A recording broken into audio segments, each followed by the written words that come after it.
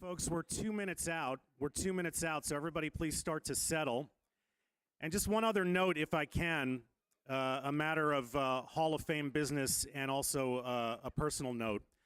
As most of you know, Hall of Famer, the late Bud Collins, was the host of these ceremonies until just before he passed away several years ago, and it was after his passing that I took over this honor. When Bud passed away, one of the greatest honors I've ever had was not only to take over this ceremony, but his wife, Anita Ruthling Clausen, who's here tonight, gave me two of Bud's beautiful, coveted bow ties. And I just want you all to know that Bud is the forever host of these ceremonies, and I'm wearing Bud's bow tie as my pocket square tonight. Thank you, Anita. We're all remembering Bud today. How much time, truck?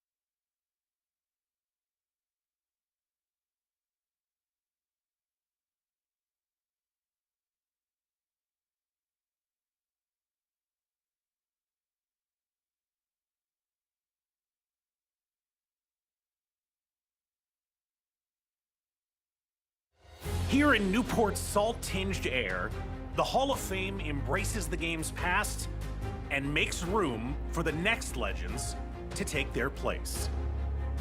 But the true spirit of this place lies in the players themselves, whose relentless drive carves new standards of excellence. They are the visionaries of competition, the paragons of perseverance, and the architects of legacy. Here, excellence takes up permanent residence, and the greatest of all time are inducted into the International Tennis Hall of Fame. And tonight, we welcome our three newest legends, Bob and Mike Bryan, twin forces of nature whose telepathic partnership transformed doubles into an art, tallying 16 majors and inspiring generations.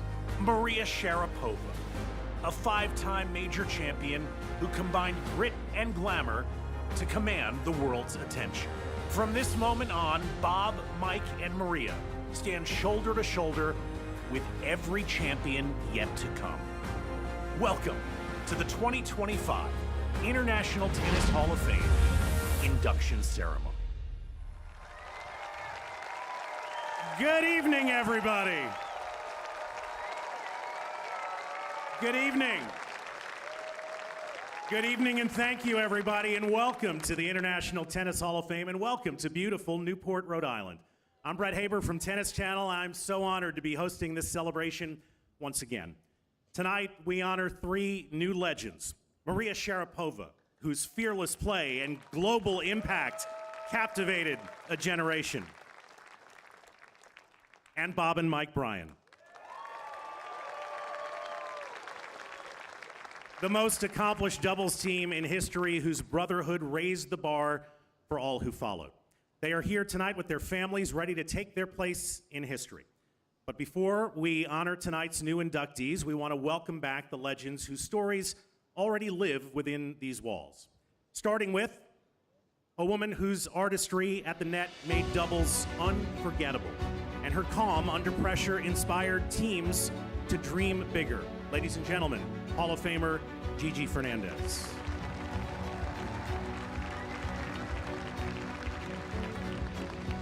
A gentleman of the court whose serve and volley game became a global standard and whose name graces the souls of champions.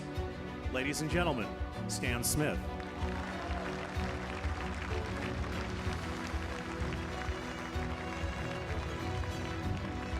Bold, creative, and courageous, she redefined what was possible and paved the way for generations to follow. Ladies and gentlemen, Rosie Casals.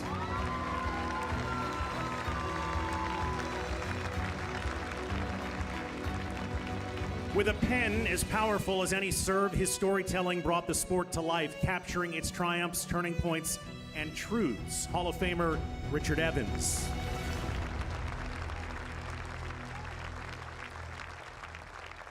A steward of tennis history, his words preserved the soul of the game and gave voice to its greatest moments. Hall of Famer Steve Flink.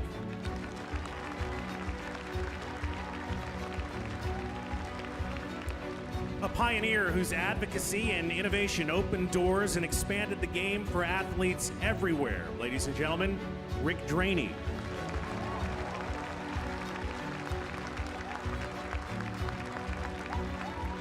With grit, speed, and heart, she conquered the clay and captured the admiration of fans around the world.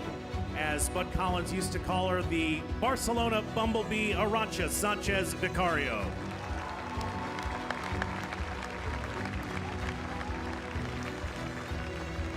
She shattered expectations with poise and precision, becoming a symbol of youthful greatness that still echoes today. Ladies and gentlemen, Tracy Austin.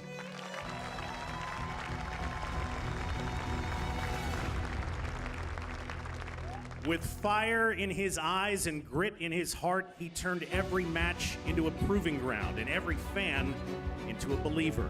Hall of Famer Jim Courier.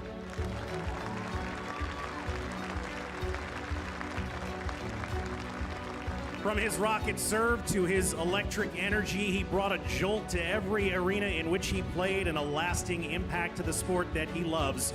Ladies and gentlemen, Andy Roddick.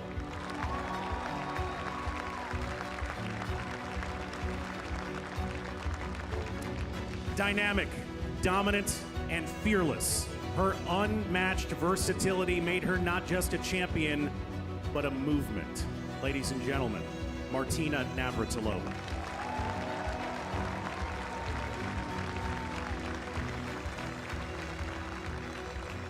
We thank you all for returning tonight. Newport remains your home away from home for your entire lives when you become a Hall of Famer.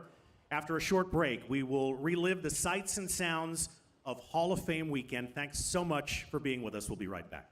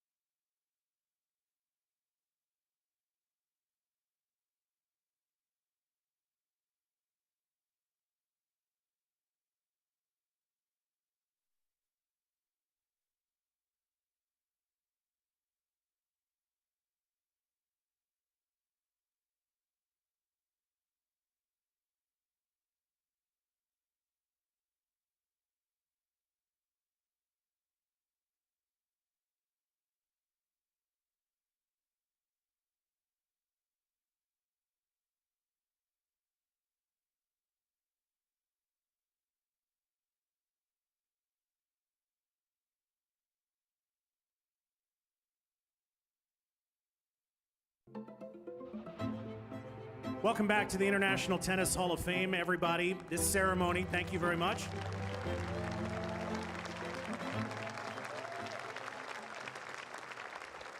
This ceremony, as you know, is the centerpiece of a Newport weekend where tradition meets inspiration. Here is a look at what's unfolded over the past couple of days. From the elegant blazer presentation where our inductees received their iconic jackets,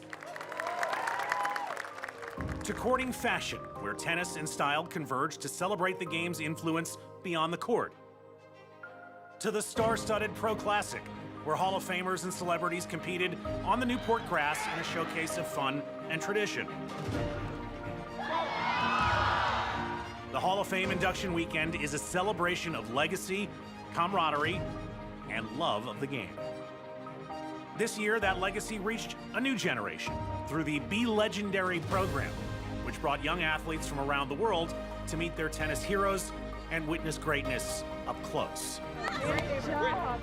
But perhaps the most powerful moment came inside the newly redesigned Hall of Famers Gallery, where a cast metal racket has been created to honor the greatest legends in tennis history.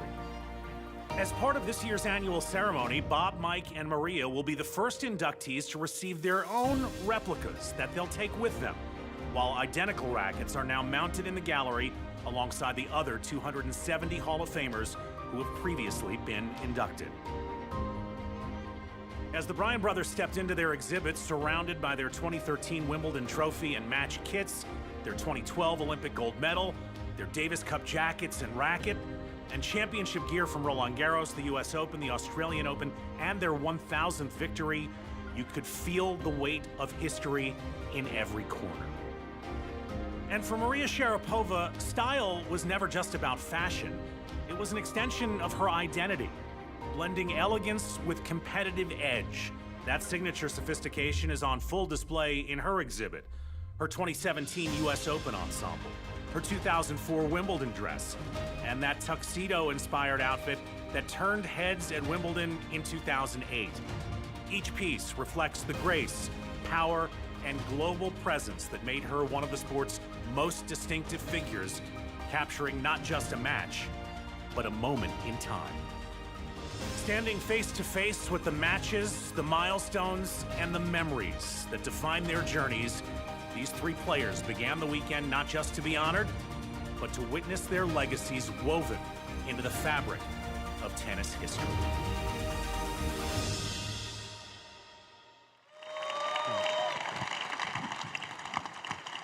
Amazing. That gallery reminds us not only where our inductees are headed, but who built the foundation that they now join. And I'm joined tonight by two champions and existing Hall of Famers whose legacies helped shape the very standard that we celebrate tonight and both bring a personal connection to our incoming enshrinees. Won't you once again give a round of applause to Martina Navratilova and Andy Roddick.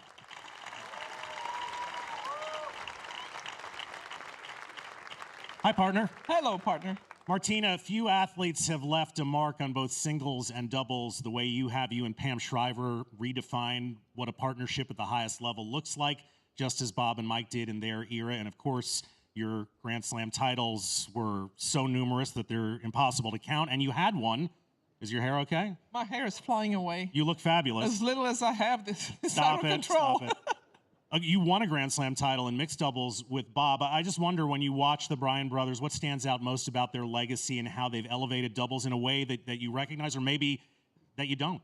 Well, they specialized on it, and they worked so hard at it. I've seen them practice, and the intensity they had on the practice court was no different from what they had when they were playing matches. They were just such consummate professionals. So all those amazing rallies that they had, the great volleys they hit, it didn't happen by accident. They worked hard at it, the perfect technique, and they worked together. They're twins, so they should get along pretty well. But still, they just took it to a whole new level and really set the tone for double specialists.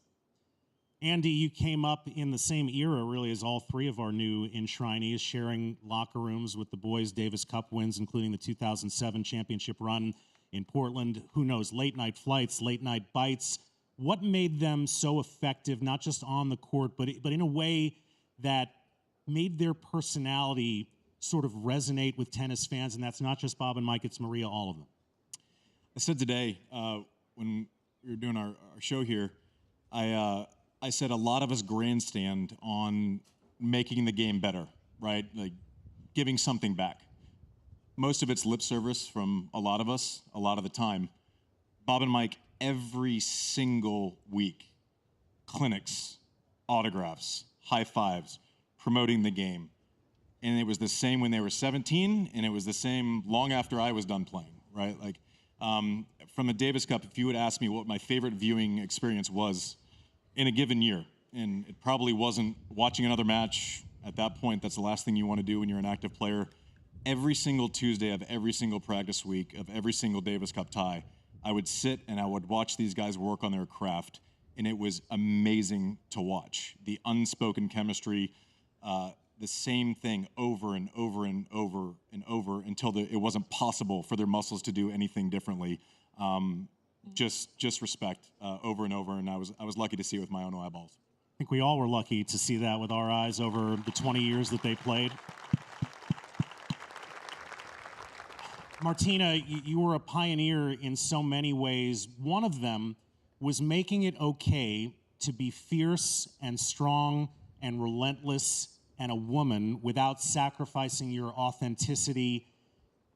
I think a lot of those things have been said over the years about Maria. Do you feel like she picked up the baton in that area and embodied so many of those qualities that you embodied? Well, Maria took it to a whole new level. So, I was just trying to do the best that I could, and it wasn't easy to be strong and competitive. It's still, when you talk about women, it's, oh, she's so competitive, like it's a bad thing.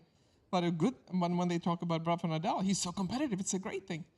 And Maria was that. She was competitive on every point, whether it was first point of the match or the last one, and the intensity that she took it to a whole new level. But I cannot compete with her dresses. I have a dress out there actually, Ted Tinling creation. Hall of Famer Ted Tinling. And in fact, my wife almost threw out a box of Ted Tinling dresses just last week. No. I'm like, no, save it. I'm gonna send it here. We'll take those off your hand for the museum. Yes, please.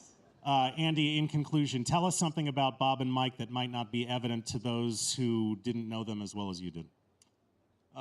Mike, right now, you keep saying, Bob, are you okay? You should say, Mike, are you okay? The stomach isn't always the most solid thing that I've ever seen pre-Davis Cup ties. It's a tricky question because a lot of people would think a lot of the positive things that they should. And I think what I can say is that's it, right? Like the enthusiasm that they have and the way that they show, they tell a better story than you all would maybe realize. When they start going after each other, I would pay admission to see it. But listen, all three of you are just such champions, and you've added so much to this game of tennis. So I know I speak for all of us. We're so happy to be here for you. 100%.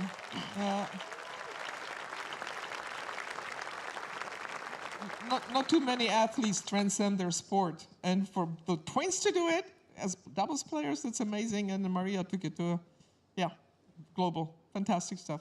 Martina, Andy, thank you for those reflections. How about it for Andy and Martina? We will take a short break. When we return, we'll share a special tribute from some fans around the world whose lives have been touched by our new inductees. We'll be right back.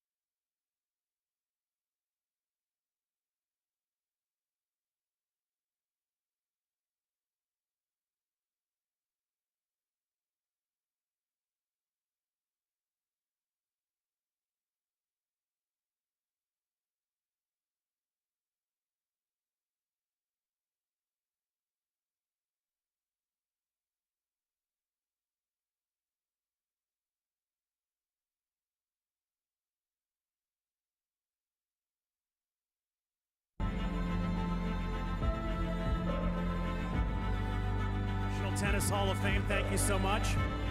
This year, the Hall of Fame invited fans to share stories of how our inductees inspired them. To introduce this tribute, please welcome Hall of Fame President Patrick McEnroe.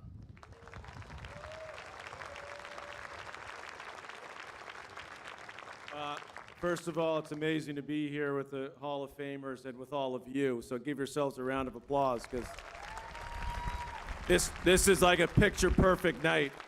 Now, when we launched Letters to Greatness, we hope to create space for fans to be able to share what these players have meant to them. Not just as tennis players, athletes, but as role models, game changers, and inspirations. So now, in their own words, from young players to lifelong fans, here are just a few of the voices who wanted to say thank you to Mike, Bob, and Maria.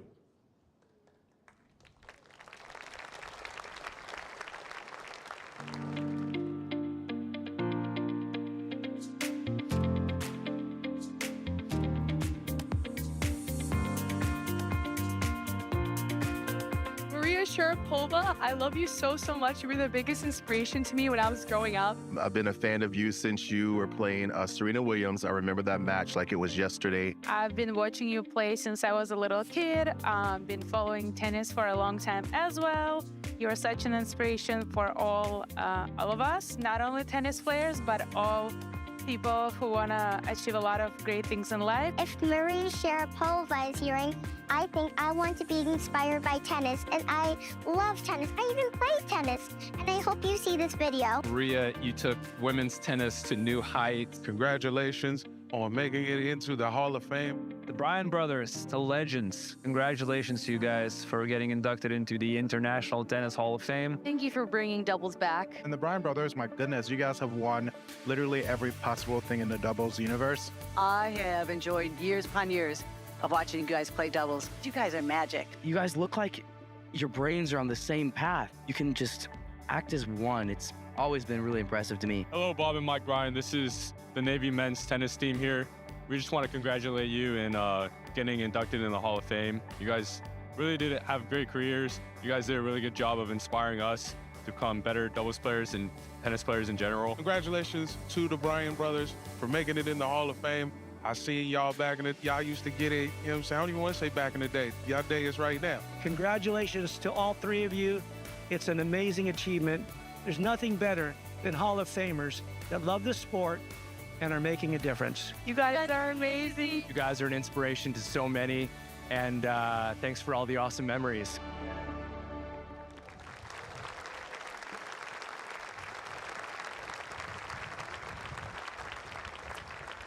Really nice to get firsthand accounts from the people that Bob and Mike and Maria inspired. Thank you, Patrick, for introducing those.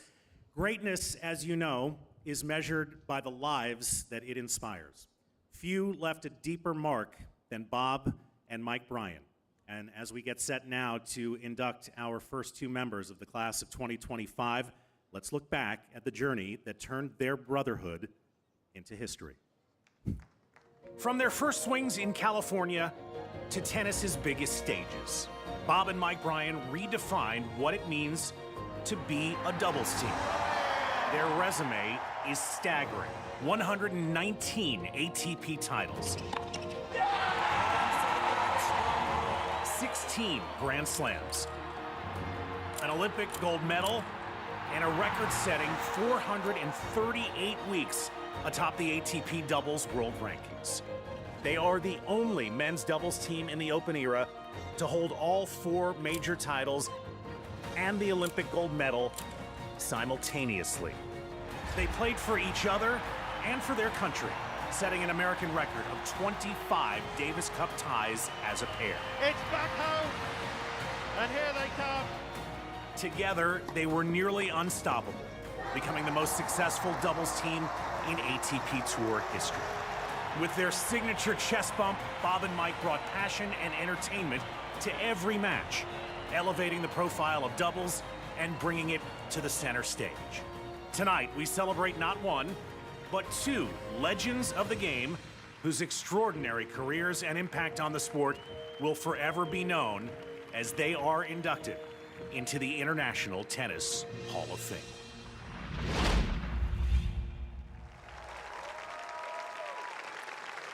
And now, to induct Bob and Mike Bryan tonight is the man who helped guide their greatest years, partner, mentor, and witness to many record-breaking milestones. Please welcome their longtime coach and great friend, Dave McPherson.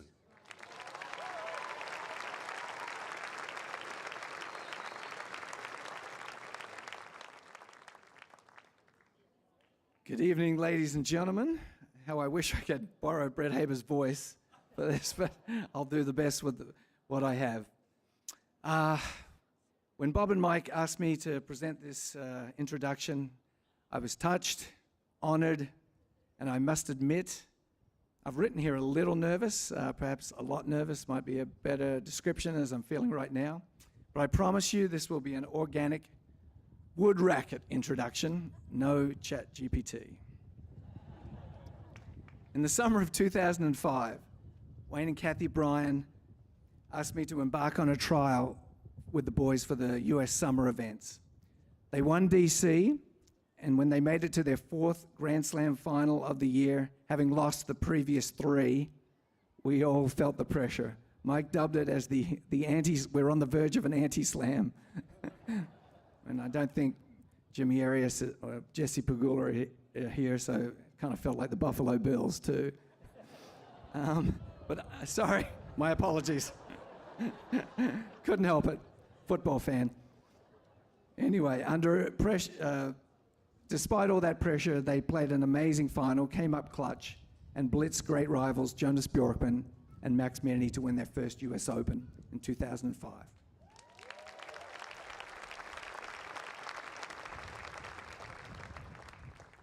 Had they not won that final, I'm quite sure the boys would still be standing here today, but I might not be the one delivering the introduction. For the next 15 years, it was my honor to be in the trenches with Mike and Bob, who became affectionately known in my inner circle, including John Isner, Justin Gimelstob, and Jimmy Arias, as the Navy SEALs of tennis. For starters, they were fiercely patriotic, and they always found the extra level of desperation and resilience when representing the U.S.A. Navy SEALs are world-renowned for their intensive training. The boys prepared for battle by pushing each other to the physical and psychological limit every single practice session. In battle, they were unyielding, courageous, and clutch. They also sacrificed their time and effort in the protection of others. They created the Bryan Brother Foundation early in their careers, and it continues to benefit many charities to this day, especially the Inspiring Children Foundation in Las Vegas.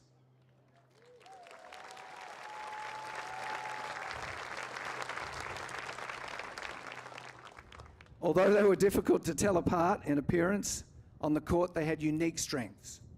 Bob's lefty serve and forehand were lethal weapons. And Mike, as Bob said to me recently, he doesn't remember Mike missing a volley in 15 years. Mikey was a magician at getting rid of the ball at the net, yet seemingly never missing one. Mikey's return was his other signature shot, and the combination of him getting it by the net man and at the server's toes, coupled with Bob being the greatest poacher I've ever seen, made for the deadliest 1-2 punch in doubles returning. Like most great champions, their legacy can't be measured in achievements alone. They were beloved by fans in every country and were always the ones to sign every autograph asked of them after practices, as Andy alluded to. Wayne and Kathy taught them well from an early age, and if anyone's been here at the Hall of Fame weekend, you know that still holds true to this day. They're always there for the fans and giving back to the game. I also need to mention that they won the ATP Fan Favorite Doubles Award 14 times.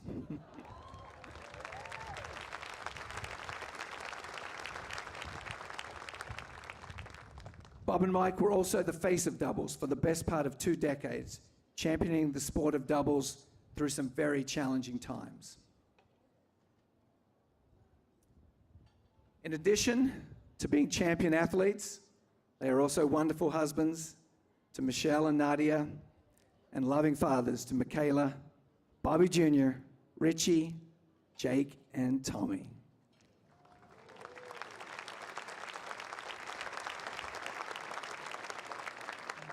So with that said, it is with deepest gratitude and lots of love, I present to you my Navy SEALs and the greatest doubles team of all time, Mike and Bob Bryan.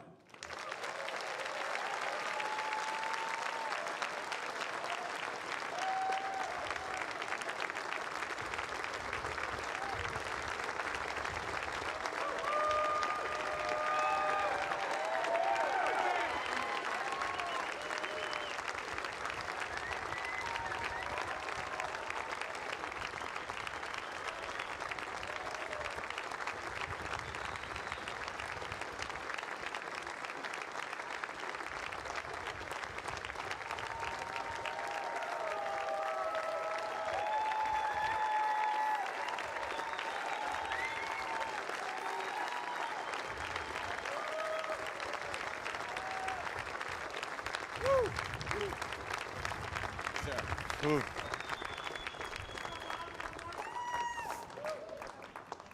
All right, it's here. That's it. It's here. Bob had a countdown app on his phone that he showed me. It was on the front page of his phone, and he showed me in January, and it said 250 days out. And he's like, when we get to 100, I'm gonna be freaking out. And that alarm just went off in the hallway. So we're out of time. We're here. And we're freaking out. And we're freaking out.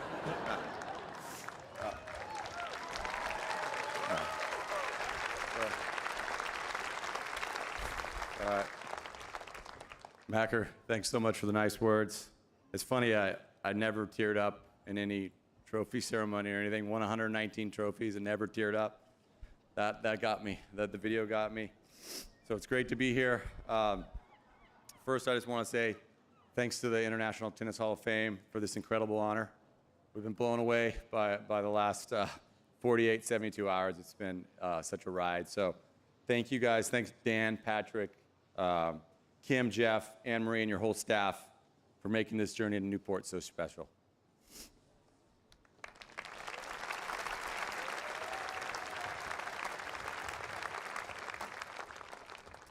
We also want to congratulate Maria on a legendary career, and it's been a lot of fun to share. It's been a privilege to share the class with you, and congratulations. So yeah, it was 30 years ago this month that Mike and I won Kalamazoo as two scrawny 17-year-old boys. And that earned us a wild card into the big show, the U.S. Open. And when we showed up on site, security wouldn't let us through the front gates because we looked more like ball kids than actual real players. Somehow we finally got inside those gates and we were in heaven.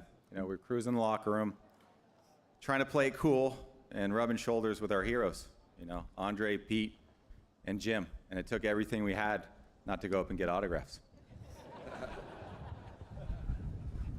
So as Bob and I stand here in this sacred place before you all and so many legends of the sport, we're feeling those exact same emotions we felt then. An overwhelming sense of awe and gratitude and feeling like this whole thing's a big dream. In this sport, nobody makes it alone. Behind every successful player is a village, and we're very blessed to have an extraordinary one. Our college coach, Dick Gould, is here with us.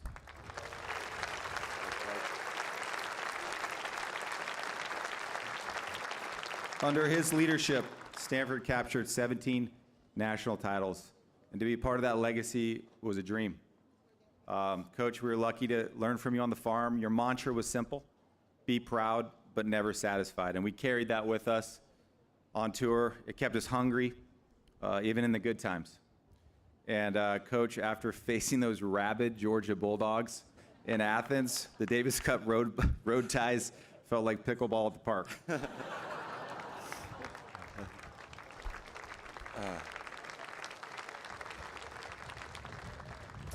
We have to thank our childhood buddy and our agent, John Tobias. Thanks for everything, John. And it's only fitting that having to put up with us for 25 years, you had identical twin boys, too. And you told me the other night that every time you put your twins to sleep, you put them in different cribs, you zip them up, you make it really tough to get out, but miraculously, every time you come in the morning, they're sleeping right side by side next to each other in the same crib. So now you know how unique this twin thing is. Our parents said we did the exact same thing. So good luck. I don't know if you have the twin curse or you're blessed. Yeah. Thanks, John.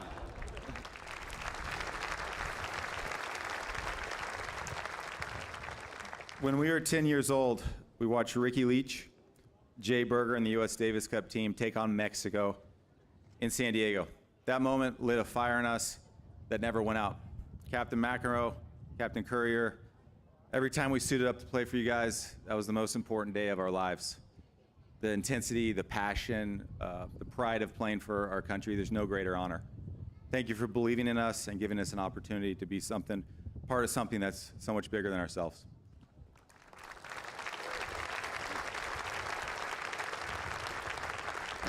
And thank you to all of our Davis Cup teammates. Andy and James are here. It's so great to have you guys in the house.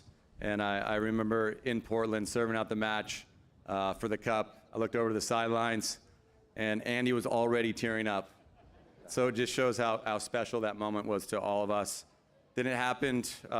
It's still very clear in my mind. We dogpiled on the court, ran around the court with the flag. There's confetti everywhere.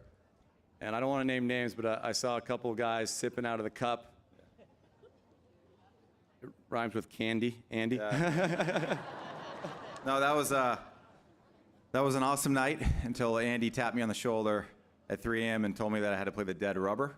Later that morning, I stumbled out there. I fought valiantly, but safe to say I didn't win that match. Yeah. And Macker, you couldn't have joined our team at a better time. As you said, we lost a bunch of Grand Slam finals in a row. We were playing for that anti-slam. And I remember before the U.S. Open final there, we were really nervous. And you gave us one of your classic pregame speeches. You were so calm. And you said, hey, boys, nothing of value is ever given to you. You got to go out there and seize it. Be the alpha dogs. Play free, and don't forget to bring that powerful twin energy.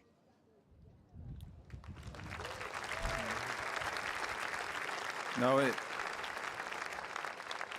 and that mindset helped us play one of the best matches of our life. And we went on to finish #1 in the world 9 of the next 10 years with Macker by our side. Macker never once complained. You know, he worked as hard as we did, if not harder. And he always infused our team with positivity and optimism. So, Macker, we were lucky to call you our coach, and more importantly, our friend. Thank you.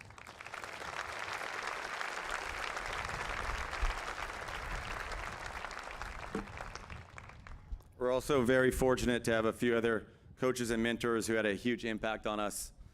Can't name them all today, but Phil Farmer is here, and he helped us break through, win our first slam, the French Open, hit #1 for the first time. And we were all young kids when we started together, and we called ourselves the Wolf Pack. And it's because of our close bond, so thanks for being here, Phil. Thanks, Wolfie. And Dave Marshall, who helped us have a resurgence at the end of our career, kept believing in us when I was popping Advil and hobbling around on a metal hip. Thank you, Dave. Mark Bay, who's been helping us since we were teenagers, been there for so many great moments and so many big matches. Thanks, Mark.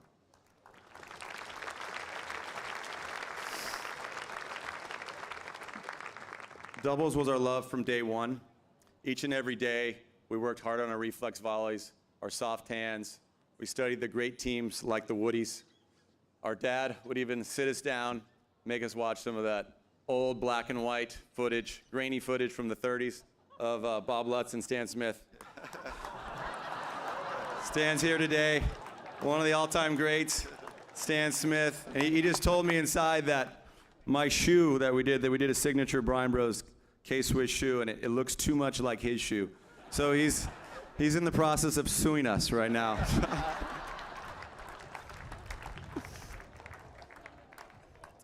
But we loved everything about doubles. We loved the strategy, the teamwork, sharing in the highs and lows. Like our personalities, our games complemented each other perfectly. But our superpower was our energy. Whether it was jamming in music in hotel rooms or playing on some of the biggest stadiums in tennis. When our energy was locked on, we felt like an unstoppable force. For most of my career, I had the #1 player in the world living across the hall. You know, if I was ever feeling lazy, Mike would drag me off the couch and get me on the court. We built a gym in our garage at home, and our trainer, Gary Paul, who's here, hung a huge sign on that wall that said, "No off season." We didn't take vacations. We missed our best friend's wedding, and sometimes we even missed funerals to chase this dream. We kept the bar high for a long time. It wasn't always easy, but we had each other, and that always made the wins so much sweeter and the losses easier to bear. Now to my wife and mother of our 2 little boys, Jake and Tommy, right here in the purple. Your love and your love and constant support holds our family together. You're the true hero because you hold down the fort when I'm on the road. Somehow miraculously do that, and you do it so effortlessly. So, hey, Tommy. But Nadia, I love you with all my heart. Thank you for being here.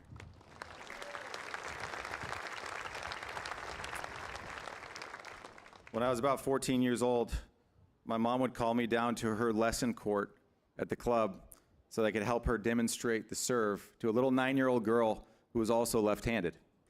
I eventually brought that little lefty with me on tour for over a decade, and together we now have 3 beautiful little right-handers, Michaela, Bobby, and Richie. Yeah. Michelle, words don't do you justice, but thank you for sacrificing your career to support mine and for giving us, or me, the most beautiful thing and most important thing in my life, our family.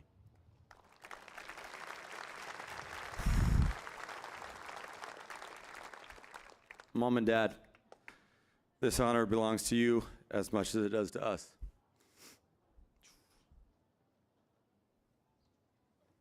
You gave us everything you had. You never took a day off. Your love, your guidance. You want to take it? You got it. Yeah. You got it. Your belief in us, it was always there. And you guys built a world for us where tennis, it was never a job. It was never a grind. It was joy, it was fun, and most importantly, it was family.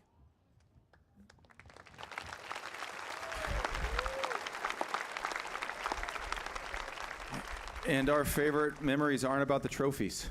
You know, it's about playing capture the flag on the grass field of the club, about playing time zone at the Indy Clinic.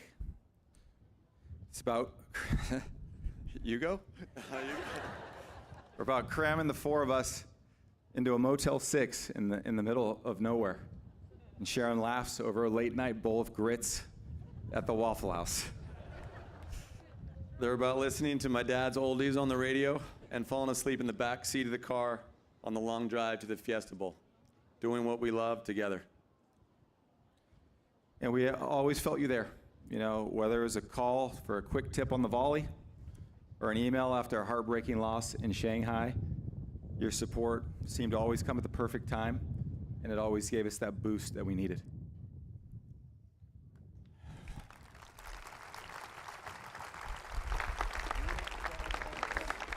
And our home was a little different. We didn't have TV in our house.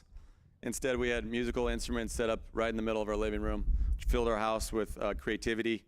To this day, music's been a big part of our lives, and it's allowed Bob and I to connect on a different level. Our parents had a vision that true success is not about wins and losses. It's about balancing all parts of life. It's about making learning enjoyable and motivating through fun, playing before teaching. And now that we're parents and we have kids of our own, we understand how challenging and important that job is, and we understand how incredibly lucky we are to have you as our parents. Thank you. Love you.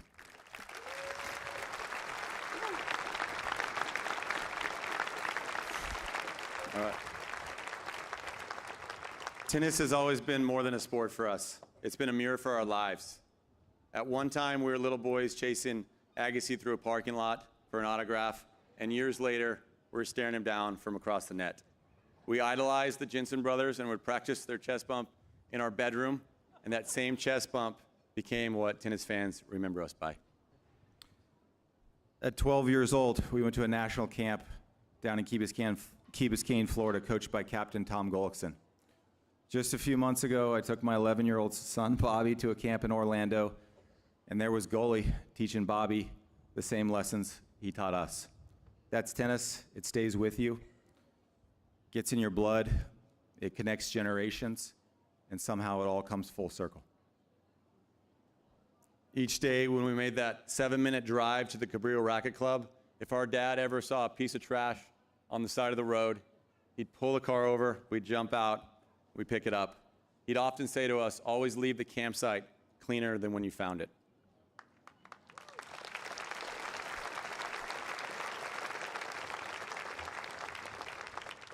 And Mike and I have tried to live by this rule, not just on the side of the road, but with the tennis fans, with our foundation, and we've tried to give back to the sport that has given us so much. We hope in some small way we've left the tennis campsite a little cleaner and a little bit better than we found it.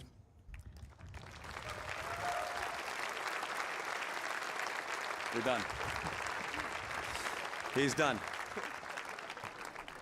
So thank you again to the International Tennis Hall of Fame. This has been a ride of a lifetime, been literally one of the coolest days of our lives, and thank you all for being here to share it with us. I know we ran out of time, but we got time for one final chest bump. See ya.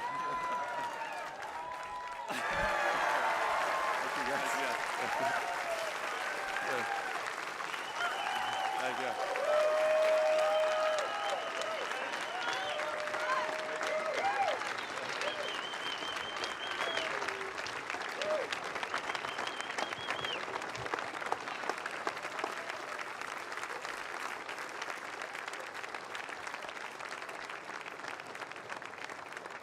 Keep it going for Hall of Famers Bob and Mike Bryan.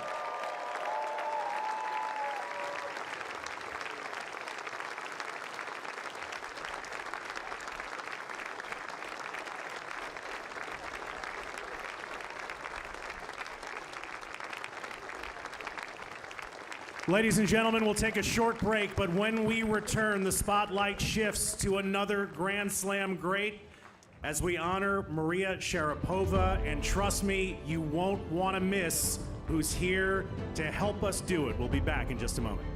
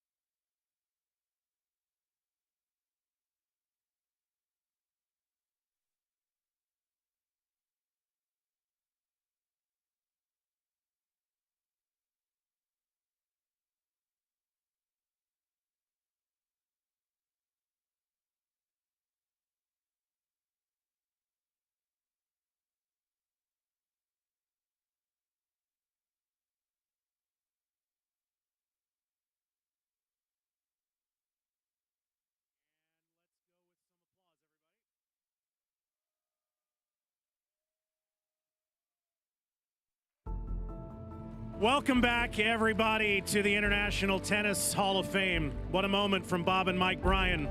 We now pivot, and it is time to spotlight the great Maria Sharapova. A Grand Slam champion whose power, poise, and presence made her one of the sport's most captivating figures ever.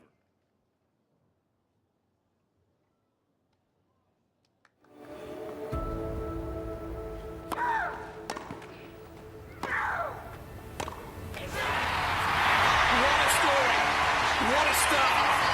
What a champion! She's going to do the climb. At 17 years old, she burst onto the world stage by capturing the Wimbledon title. While she accomplished her life dream that day, the journey was only just beginning for Maria Sharapova. And that's me.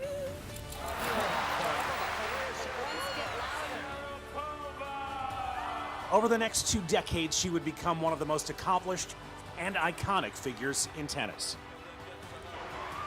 winning 5 major titles.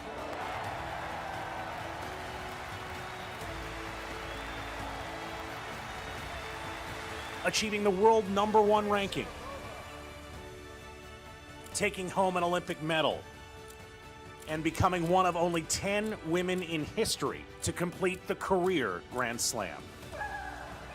Playing at the highest level, she built a reputation for mental toughness, fierce battles, and relentless drive. A role model to millions and a symbol of resilience across the world, her journey inspired generations. Tonight, she will accept tennis's ultimate honor as she is inducted into the International Tennis Hall of Fame, where her legacy will inspire generations to come. Maria Sharapova.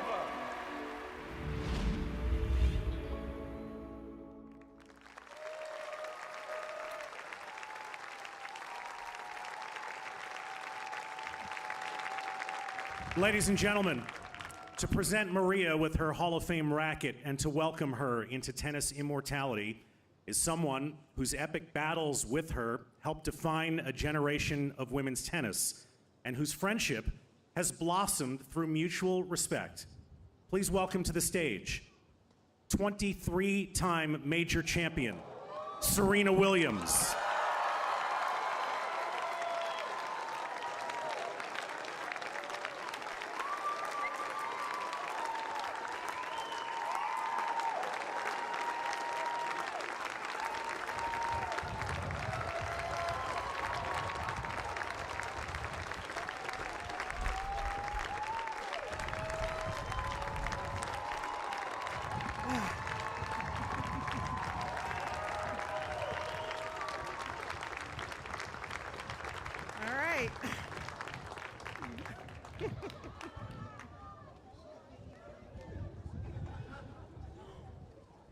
All right, surprise.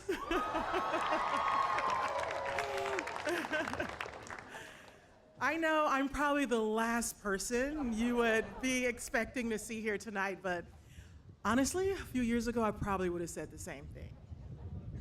But here's how it happened. A few months ago, Maria texted me that she needed to talk, and so I thought, uh-oh, what's going in, what's going down? Like, where do I need to jump in? What do I need to do, right? But when I called her, she asked me if I would introduce her into the Hall of Fame. And before she even finished her question, I said yes, loud, immediately, with my whole chest, because of course, it's Maria. I was honored. Now, let's be real. Maria and I were once the fiercest of rivals. We had our differences. To the world, we looked miles and miles apart. But the truth is, we weren't. We wanted the exact same thing at the exact same time, to be the very best. In our sport, only one person can walk away with the trophy. And what's really wrong with wanting to be your best? Nothing. In fact, it's what drove us. That's what made our rival so electric and so iconic. In 2004, when Maria was just 17 years old, she stunned the world and won Wimbledon. To this day, she calls it the highlight of her career. And to this day, I call it one of my hardest losses. The match didn't just make her a champion, it actually made her a star. It launched one of the most talked about and controversial rivals in tennis. For more than a decade and a half, every time we faced each other, the atmosphere shifted. It was thick, the tension was real, the fire was real, and honestly, you can feel it. And, by the way, you could hear it with all Maria's grunting. No, not mine, yours. No. I was just copying you. But behind all that fire, there was something else. Even though we didn't talk about it, maybe we really couldn't back then, we really respected each other immensely. Because to survive at the very top of the sport, you need resilience, you need toughness, and you need to show up every single day, year after year. And Maria did just that. There are only a few players in my career who challenged me to be the very best every single time we stepped out on the court. Maria Sharapova was one of them. Whenever I saw her name next to mine in the draw, I made sure I practiced harder. You know, I made... Okay, I mean, security? I have a heckler here.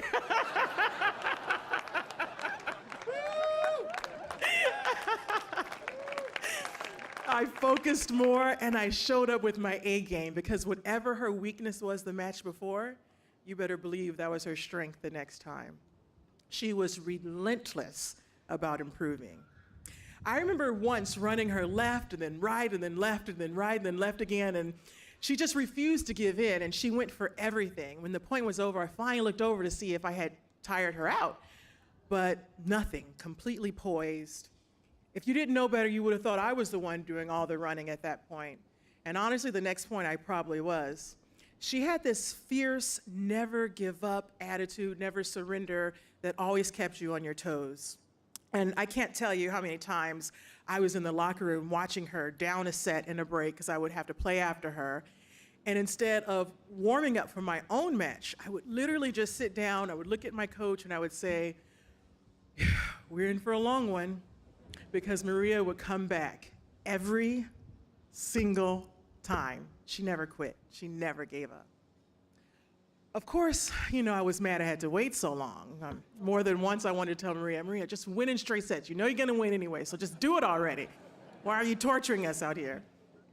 But that was Maria. She was fierce, determined, uncompromising. She made you earn every single point. So let me back up and kind of address a little bit more the elephant in the room. How did we get here? How did I get her number? Like, how did all this happen? How did we go from the Wimbledon finals to this? Me introducing her to the Hall of Fame. Well, here's a short version. And I think we have Anna Wintour to thank for that. Yes, that Anna Wintour. Every year she hosts this little party called the Met Gala. Maybe you've heard of it. It's one of the most intimidating rooms you'll ever be in. Actors, musicians, designers, influencers, the creme de la creme. Everyone is dazzling and somehow you still feel underdressed. And here's the thing, if you're an athlete, you eventually find other athletes in the room. And because you know each other and you're on the grind year after year, Maria and I found ourselves at the same tables, at the same events, and talking to each other a little bit more. And with no Grand Slams match the next day, our guards were down, and little by little, we started to see each other differently. One year was small talk, another year was real conversation, and then one day it just clicked. This person I spent years battling across the net, might we actually like each other? And we did. One time a mutual friend of ours said, if we had met under different circumstances, we'd be great friends. I'm not gonna tell you, that's after hours. You know who that was. Why? Why are you asking me this? And they were right. This mystery person was right, that Maria knows. But let's talk about Maria, the player in person. She was, and by the way, is the definition of professionalism. We had a call actually scheduled at 11 o'clock a.m., and she called me at 11 o'clock a.m. It wasn't 11:01, it wasn't 10:59, it was right on time. She's always on time, always focused, always disciplined, right on the dot, always prepared. That's Maria. And when she stepped on the court, she gave absolutely everything she had. It didn't matter if she was playing the world #1 or the world number 300. She showed up with the same determination every single time. She didn't get caught up in the gossips and the distractions. She wasn't swayed by the headlines. She was there for one reason, to be the best, to win, and to compete. That was Maria. And that's exactly what she became. In 2005, just after 1 year after winning Wimbledon, Maria climbed to world number 1. Think about that, a teenager, less than 18 months removed from her breakthrough, standing on top of the sport. That takes focus, fearlessness, confidence, which Maria has, and unbelievable discipline to rise that fast. She never let go of that standard, and I always admired that.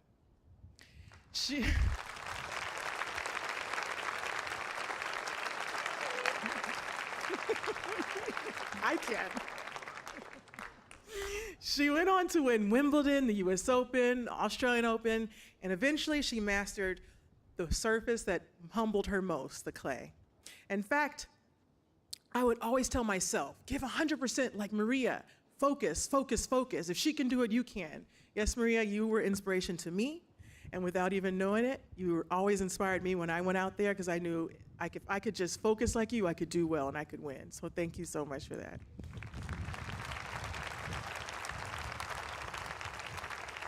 Maria's journey on clay simply made me better. Maria once famously said she felt like a cow on ice playing on clay. And I'm sorry, but listen, I did play you before once on clay, and you weren't wrong. But you know, here's the difference. Maria did not accept that as a weakness. Quietly behind the scenes, she made it her single most important mission. She turned her greatest vulnerability into her greatest weapon. She took that legendary mental toughness, the same toughness that she showed every opponent, and she pointed it right at the clay until it gave in. And she conquered it, not once but twice. 2 French Open titles. That's who Maria is. Make your weakness your strength. That's her.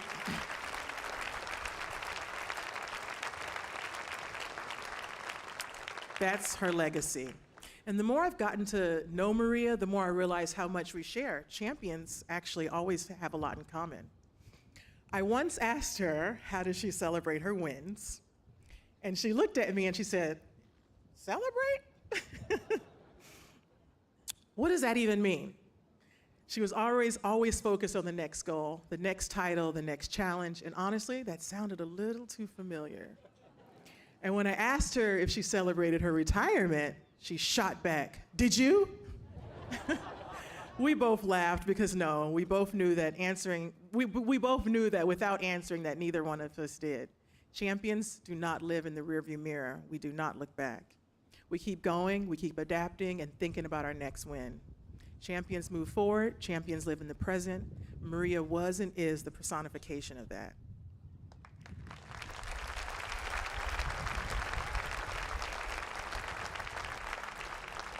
Maria's impact goes far beyond the court. She won 5 Grand Slam titles, as we already know, and that's what we call the career Grand Slam, which is something only a handful of players are able to do. Scroll a little bit, thank you.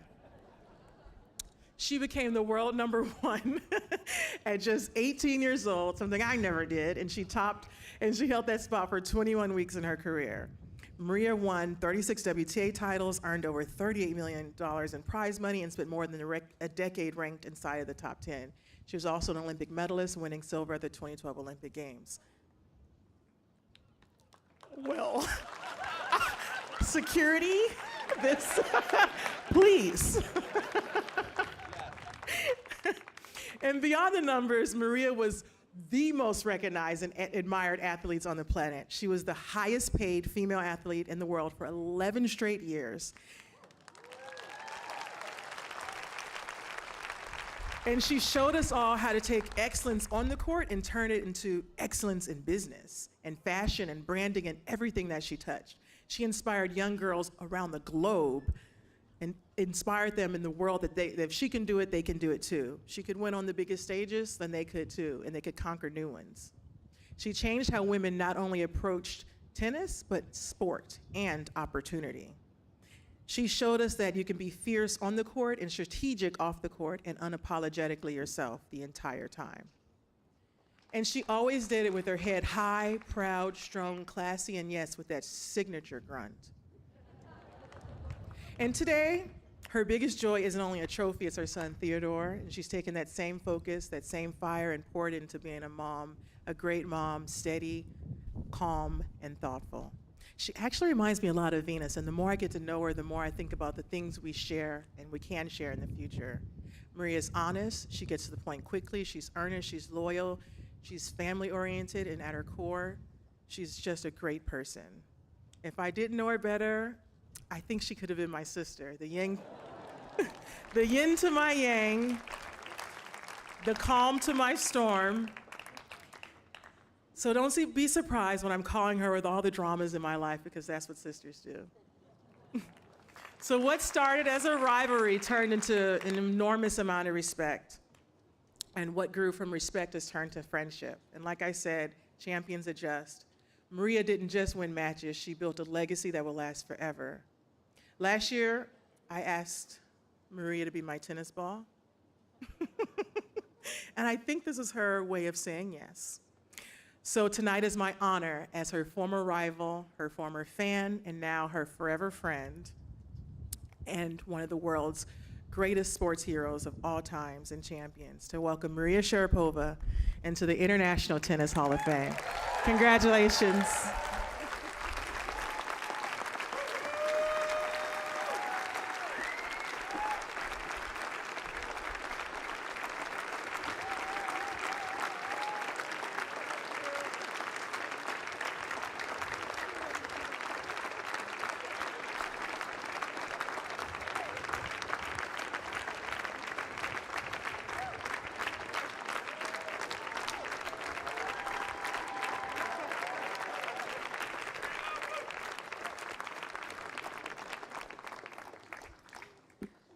She forgot to give me the trophy. God forbid Serena gives me the trophy.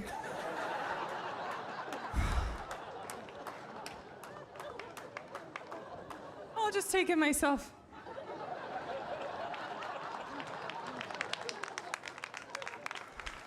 Wow. Whew. I'm a mess internally. Who would have thought? Serena Williams interviewed me for a full hour to prepare for today's speech. That's when I realized it was really game on. Serena, I thought that maybe today you'd let me win just this once, but you may have won the speech competition, so. I'll never forget that call that was meant to be my interview. We laughed so much, and if I'm being honest, spent most of the time gossiping, and I wish I could tell you what we gossiped about, but we'll save that for later. Later that evening, I received a message from Serena as a follow-up. She says, "One last thing. In your words, how did we get here?" So I thought it would be fitting to answer that today in front of all of you. I want to go back a little bit, or longer than we both probably want to admit. I'll never forget Serena's quote after the Wimbledon final in 2004. It was the New York Times. She said, "She's kind of like me. She doesn't back off. She keeps giving it her all." As an athlete and a competitor, I've always found it hard to admit when other players shared any of my best qualities. When it came to Serena, it was especially difficult because I recognized that she shared many of those qualities, and she capitalized on them as well, if not better than I did. She certainly has the trophies to show us. Serena did more than just sharpen my game. She helped crystallize my sense of identity as a competitor. It's a gift to have someone who motivates you to reach those heights, and I'll forever, forever be grateful for her bringing out the best in me, which she really did.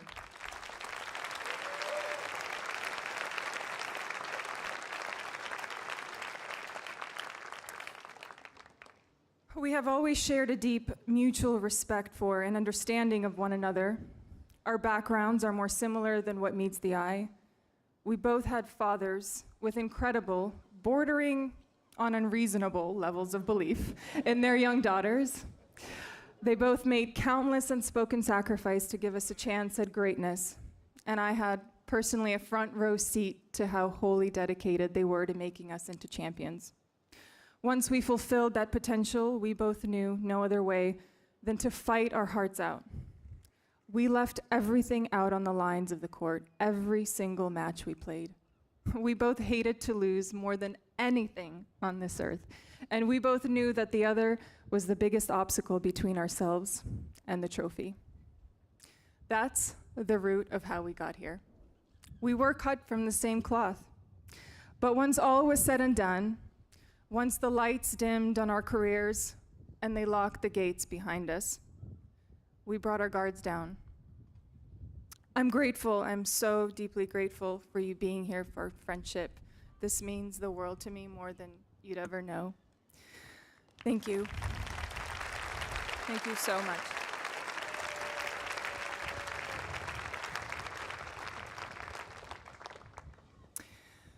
To everyone else joining us here in beautiful Newport this weekend, let me start by saying that I'm so humbled to be standing in front of you today, to be inducted into the International Tennis Hall of Fame alongside the legends of our sports. It's truly the honor of a lifetime. Bob and Mike, congratulations on an exceptional career. If only I had your volleys, my father just would be thrilled. Thrilled. Till this day, he asks, when are you going to serve and volley? I was always excited to navigate this Hall of Fame journey alongside you both, but after getting to know you both in the last few months, I feel even more strongly that it's a privilege to share the stage with you today. Thank you for making it so much fun.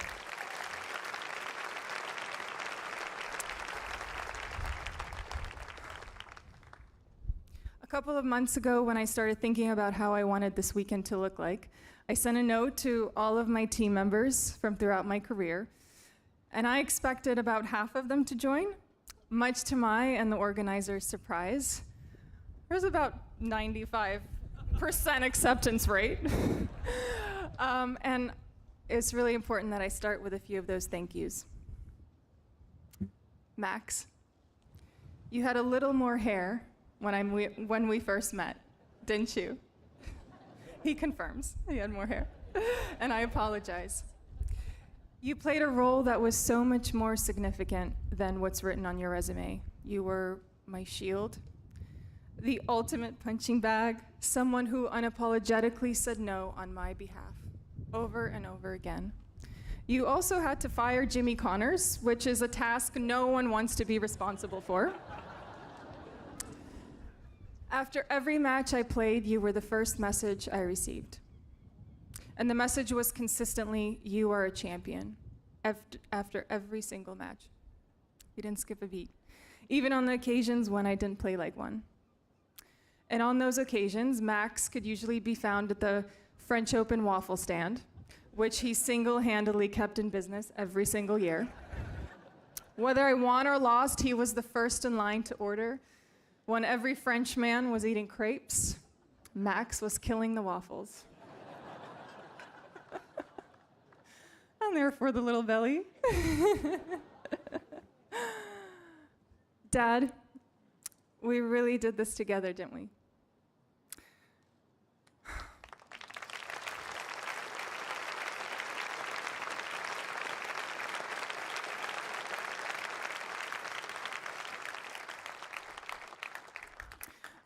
I was a little nervous when my dad told me he was going to choose a suit for today without any supervision, but you do.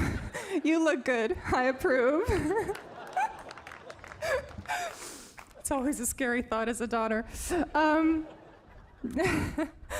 am such a lucky girl to have navigated this journey under your wings. When no one believed we could, you always did. You had conviction in your decisions and you never looked back. You were tough. You were tough, and you repeatedly expected me to raise my standards. But along the way, you never forgot your most important role, to be my father. It is a gift I am deeply grateful for. Thank you.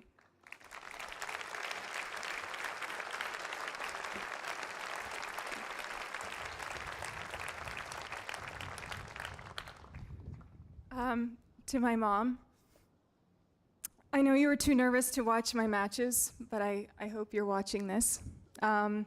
Today I'm wearing the very first Tiffany pearls you ever purchased when we earned our big paycheck. You are a true testament to the unspoken lessons you teach me every day. Elegance, kindness, unconditional love, and I love you from the bottom of my heart, and I'm so lucky to call you my best friend.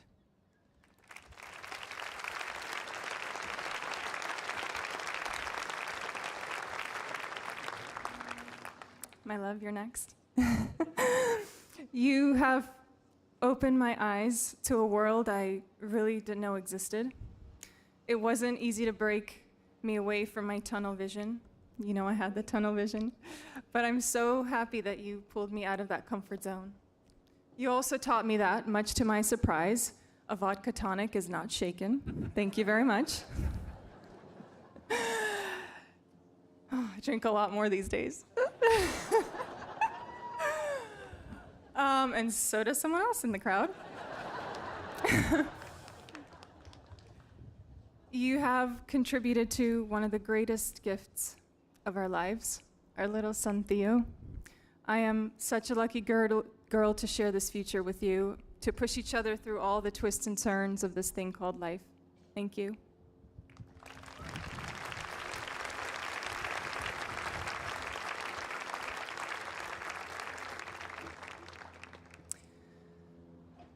Mauricio, you are the OG. I'll never forget how after the semifinals at Wimbledon, you looked straight at me and said, from now on, put on your horse blinders and only look straight ahead. I never took them off for the rest of my career, and I thank you for that gift.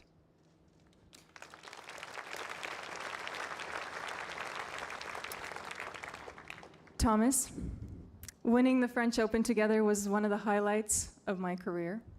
When no one believed I could do it, you always, always did. You still feel I could win a couple French Opens. And you also gave Alexander the greatest gift he's ever received, Bjorn Borg underwear. The day they met. Just a little skeptical. Yutaka, you are the kindest soul, the definition of a team player. My favorite Yutaka story was when the team took a 2-day break and went to Vegas together. While Sven and Diddy were opening up their beer bottles, Yutaka pulled out his humidifier and took a bath. Please never change, Yutaka. Cecil, the definition of a hitting partner is one that is tough to describe. The role often falls somewhere between assistant coach and human punching bag. You handled it with such grace. You never ever complained you were small but mighty. You taught me the art of having to hit another ball, and boy, was that lesson important when we won our French Open together. Thank you.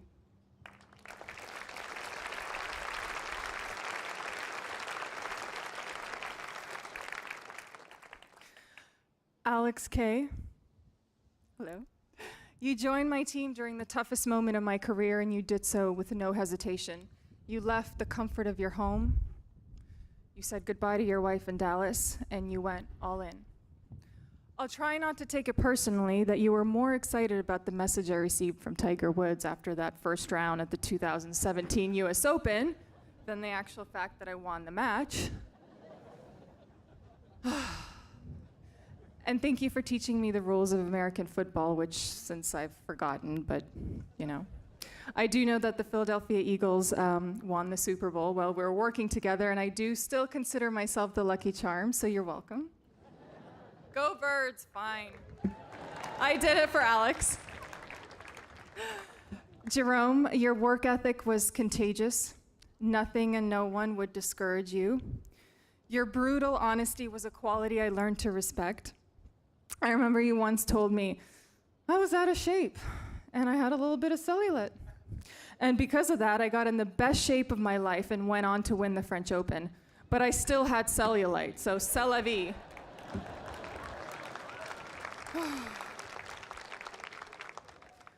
Martin, you took on the role of my physio when my body was shattered. You taught me that the body was a product of my habits and discipline. You corrected my biodynamics, my diet, my recovery, and you took no shortcuts in getting me back on track. We listened and reviewed dozens of podcasts on that massage table, and some were better than others. You watched me shed many tears on that table, and you never ever cast judgment. In hindsight, it's the best gift you ever gave me. Thank you.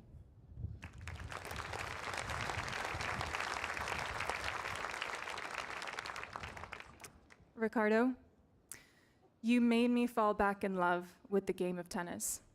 And even more importantly, the intensity of the process during a time when I didn't have much left in my tank. You and Gaia welcomed me with open arms. My only regret is that we didn't meet sooner. To everyone who has played a role in my journey, including the fans who lived and breathed my career, so many of you around the world, thank you from the bottom of my heart. You believed in me before I had anything to offer in return, and I'm forever grateful for your support.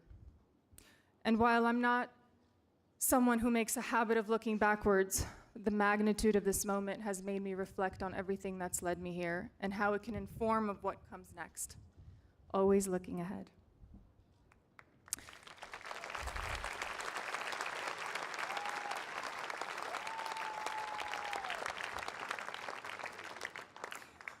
My journey was a windy one complete with the highest of highs, lowest of lows, and all of the uncertain ground in between.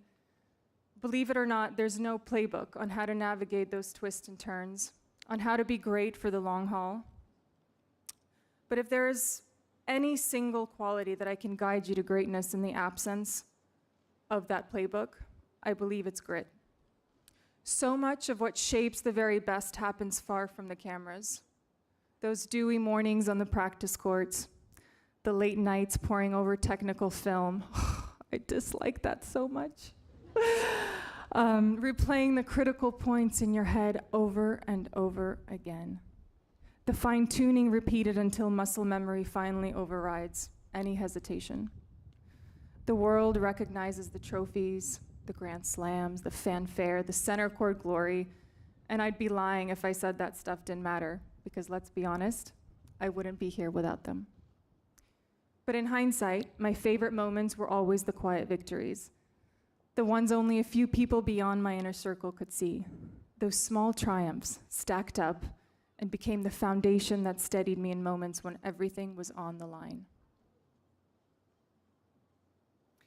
And there's a blank space in my speech. And it's still blank. Oh, technical difficulties. Is this time when I sing? It's in my oh, there we go. Can I see my little bag? I want to make sure that we're on the right side of the, yeah.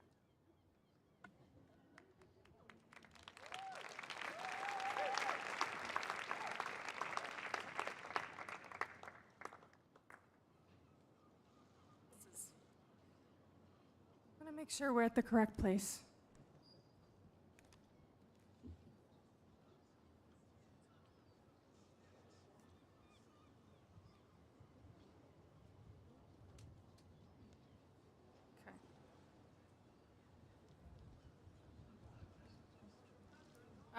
You know what? Okay, I'm glad I took this out because I'm not on the right place. Through it all, a small, persistent voice urged me forward, even in instances when logic and outside influences would have had me give up. I often leaned into this quiet certainty, which I've since come to recognize as self-conviction, and discovered an inner resilience that outlasted doubt and drowned out skepticism. This belief gave me the strength I needed to keep moving, to keep reaching, to keep fighting until it was really, really over. Of course, that didn't mean I never came up short, because being human means making mistakes, and sometimes very costly ones. But allowing space for your limitations offers its own kind of strength. It's an accepting imperfection where change really takes shape. It's never about avoiding the hard thing altogether. It's about the way you respond to it. And we're back. Thank you.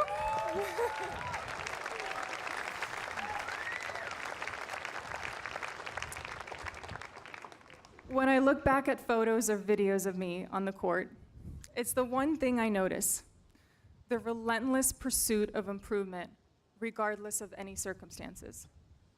That was the true heartbeat of my game.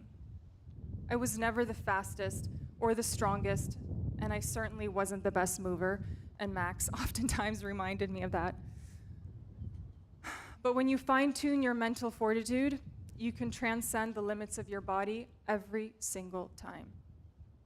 And my fist pump was the physical expression of that idea. It was less of a celebration than a symbol of persistence.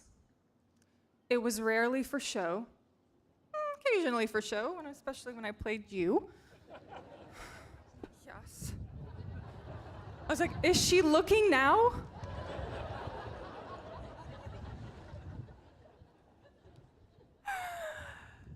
And it was always a promise to myself. In the moments when matches shifted, when doubts crept in, when the lights felt too bright, and the weight of the moment felt too heavy, that little ritual belonged to me and me alone. It was a reminder that I am both capable of making it happen and will stop at nothing until I do. It was self-conviction and poise balled up into one tight fist. If there's anything to take away from the speech, I hope it's this: embrace the struggles and lean into the hard stuff. Trust your instinct and rely on that resilience. I promise you, you'll surprise yourself.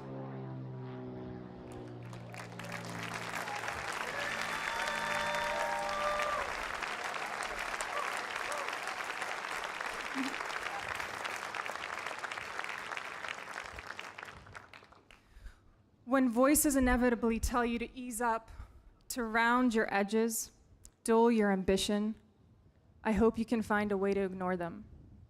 Compete fiercely, raise your standard, set goals that intimidate you, and don't forget to celebrate your victories, no matter how small. When you're facing setbacks, ask a lot of questions and look inside for those answers. And yes, pump that fist, whatever your personal version is, as a reminder of how unstoppable you are. I said it once, and it rings even truer now. In giving my life to tennis, tennis gave me a life. And what a remarkable, remarkable life. And I'm so deeply grateful for it. Thank you.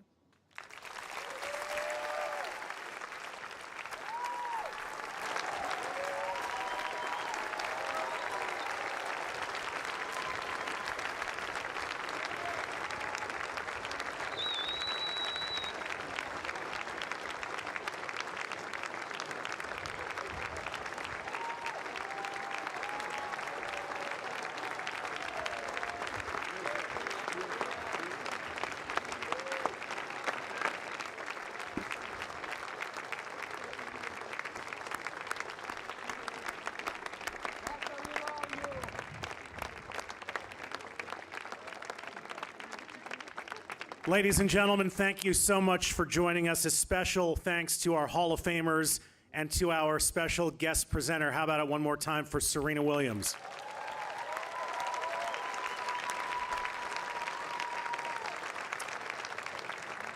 Tonight, Maria, Bob, and Mike joined a lineage of greatness stretching back over a century, honoring the past and igniting the future. Thank you all so much for being a fantastic crowd and for being a part of our celebration. We'll see you back here next year for the induction of the class of 2026.